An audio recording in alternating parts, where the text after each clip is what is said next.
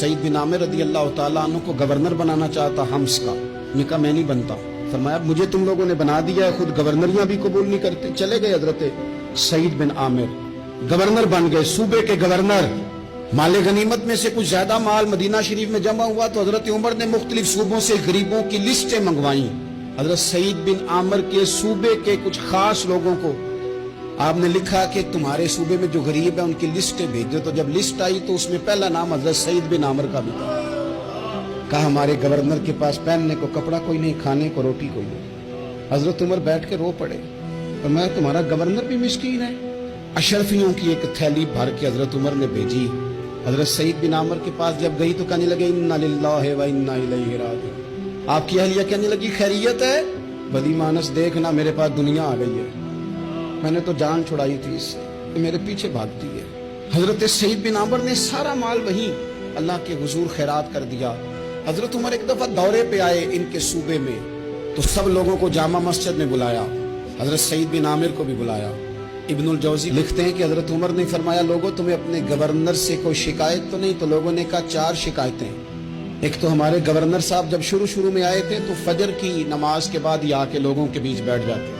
अब इशराक चाश के वक्त आते हैं, सूरज पूरा तुलू हो जाता है तो हजरत सईद बिन आमिर रदी अल्लाह अन्हु आते हैं। और दूसरी शिकायत यह है कि सिर्फ दिन में मिलते हैं, रात को मिलते ही नहीं। और तीसरी शिकायत यह कि हफ्ते में एक पूरा दिन होता है, मुलाकात ही नहीं करते। और चौथी शिकायत यह है कि कभी कभी बैठे बैठे रोने लगते और बेहोश ही हो जाते। आपने ऐसा शख्स गवर्नर बना दिया जो दीवाना है।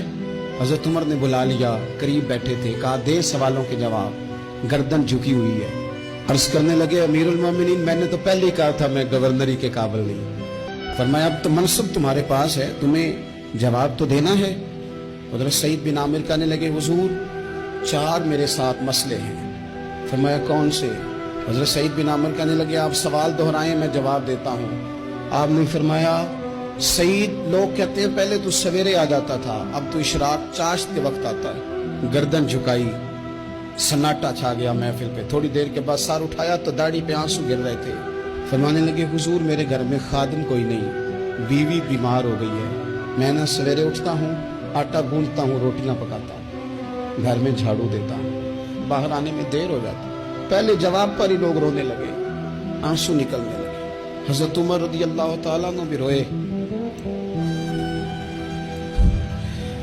फिर फरमाया कि सईद तू दिन को मिलता है तो रात को क्यों नहीं मिलता?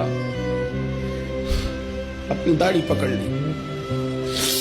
कहने लगे उमर सारी सफेद हो गई है, अब तो लगता है फल पक गया है, पता नहीं वो कब मुझे कहेगा वापस आ जा।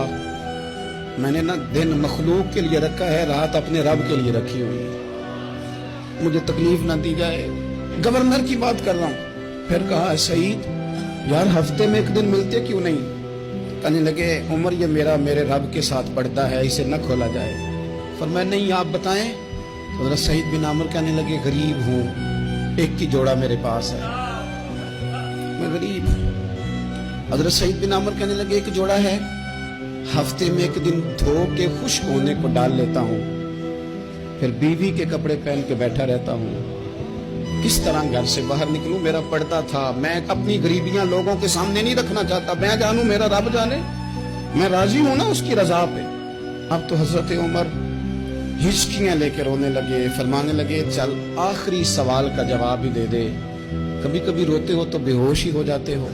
हजरत सईद बिन आमिर फिर रोने लगे। फरमाने लगे बड़ी उम्र का हो गया था जब कलमा पड़ा था, जब वो पिछले गुनाह याद आते हैं ना। मेरे सामने लोगों ने हजरत हबीब बिन अदी को सजा दी थी मक्के में और मैं उस वक्त मुसलमान नहीं था, मैं मदद नहीं कर सका। जब वो वक्त याद आता है तो बर्दाश्त सोचता हूँ कैसे अल्लाह